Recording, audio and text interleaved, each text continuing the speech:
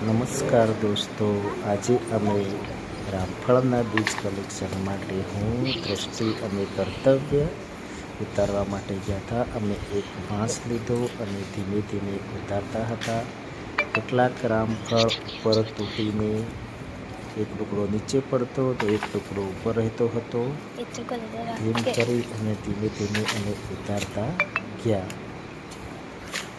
કેટલાક રામફળ ઉપર જ પાકીને સુકાઈ ગયેલા હતા, કેટલાક તો પાકીને કોહવાઈ પણ ગયેલા હતા.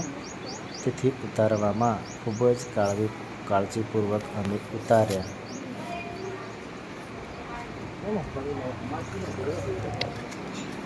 રામફળ મળી જાય ત્યારે તો બહુ જ ખૂબ મળી જાય છે અને નથી મળતા તો ક્યાંય પણ મળતા હોતા નથી. તેથી તેનું એક એક બીજ બગડે નહીં તેનું ધ્યાન રાખીને ઉતારવું પડે છે.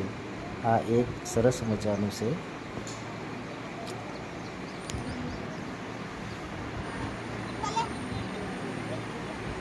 આ રીતે અમે એક તગારામાં એકઠા કર્યા હતા.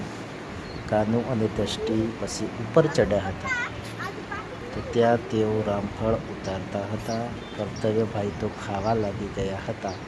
દ્રષ્ટિ હવે નીચે ઉતરી અને જે તૂટી ગયા હતા તે ચાખતા તગારું પકડી અને એમાં તે લઈ આવ્યા. પછી સરસ મજાના રામફળ હતા, તાજા હતા, તે અમે આનંદ માણ્યો અને બીજા